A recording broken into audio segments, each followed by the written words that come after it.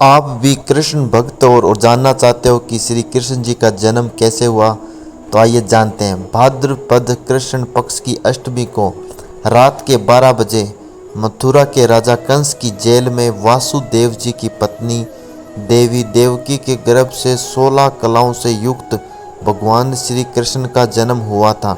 इस तिथि को रोहिणी नक्षत्र का विशेष महात्म्य है। इस दिन देश के समस्त मंदिरों का श्रृंगार किया जाता है। कृष्ण अवतार के उपलक्ष्य में झांकियां सजाई जाती है। भगवान कृष्ण का श्रृंगार करके झूला सजाया जाता है। स्त्री पुरुष रात के 12 बजे तक व्रत रखते हैं। रात को 12 बजे शंख तथा घंटों की आवाज़ से श्री कृष्ण की जन्म की खबर चारों दिशाओं में गूंज उठती है। भगवान श्री कृष्ण की आरती उतारी जाती है और प्रसाद वितरण किया जाता है। प्रसाद ग्रहण कर व्रत को खोला जाता है। कथा, द्वापर युग में पृथ्वी पर राक्षसों के अत्याचार बढ़ने लगे। पृथ्वी गाय का रूप धारण कर अपनी कथा सुनाने के लिए तथा उद्धार के लिए ब्रह्मा जी के पास गई। ब्रह्मा जी सभी देवताओं को साथ लेकर पृथ्वी को विष्णु के पास क्षीर सागर ले गए।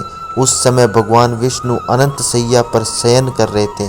स्तुति करने पर भगवान की निद्रा भंग हो गई। भगवान ने ब्रह्मा एवं सभी देवताओं को देखकर उनके आने का कारण पूछा तो पृथ्वी बोली, भगवान मैं पाप के बोझ से दबी जा रही हूँ, मेरा उद्धार कीजिए। यह सुनकर विष्णु बोले, मैं ब्रजमंडल में वासुदेव की पत्नी देवकी गर्भ से जन्म लूँगा। तुम सब देवतागण ब्रज भूमि में जाकर यादव वंश में अपना शरीर धारण कर लो। इतना कहकर अंतर ध्यान हो गए। इसके पश्चात देवता ब्रजमंडल में आकर यदुकुल में नंद, यशोदा तथा गोप गोपियों के रूप में पैदा हुए। द्वापर युग के अंत में मथुरा में उग्रसेन राजा राज्य करता था। उग्रसेन के पुत्र का नाम कंस था। कंस ने उग्रसेन को बलपूर्वक सिंहासन से उतारकर जेल में डाल दिया और स्वयं राजा बन गया। कंस की बहन देवकी का विवाह यादव कुल में वासुदेव के साथ निश्चित हो गया। जब कंस देवकी को विदा करने के लिए रथ के साथ जा रहा था तो आकाशवाणी हुई कि हे कंस, जिस देवकी को तू बड़े प्रेम से विदा कर आ रहा है उसका 8वां पुत्र तेरा संहार करेगा। आकाशवाणी की बात सुनकर कंस क्रोध से भरकर देवकी को मारने को तैयार हो गया। उसने सोचा देवकी होगी न उसका पुत्र होगा। वासुदेव जी ने कंस को समझाया कि तुम्हें देवकी से तो कोई भय नहीं, देवकी की 8वीं संतान मैं तुम्हें सौंप दूंगा। तुम्हारे समझ में जो आए उसके साथ वैसा ही व्यवहार करना।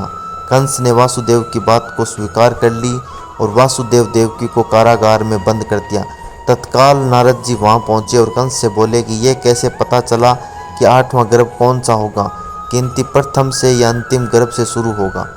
कंस ने नारद जी के परामर्श पर देवकी के गर्भ से उत्पन्न होने वाले समस्त बालकों को मारने का निश्चय कर लिया। इस प्रकार एक एक करके कंस ने देवकी के 7 बालकों को निर्दयता पूर्वक मार डाला।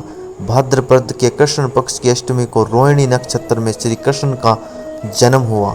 उनके जन्म लेते ही जेल की कोठरी में प्रकाश फैल गया। वासुदेव देवकी के सामने शंख, चक्र, गदा एवं पद्मधारी चतुर्भुज भगवान ने अपना रूप प्रकट कर कहा, अब मैं बालक का रूप धारण करता हूँ। तुम मुझे तत्काल गोकुल के नंद के यहाँ पहुँचा दो और उनकी अभी अभी जन्मी कन्या को लाकर कंस को सौंप दो। तत्काल वासुदेव जी की हथकड़ियाँ खुल गई, दरवाजे अपने आप खुल गए और पहरेदार सो गए। वासुदेव कृष्ण को सूप में रखकर गोकुल को चल दिए। रास्ते में यमुना श्री कृष्ण के चरणों को स्पर्श करने के लिए बढ़ने लगी। भगवान ने अपने पैर लटका दिए। चरण छूने के बाद यमुना घट गई। वासुदेव यमुना पार कर गोकुल में नंद के यहाँ गए।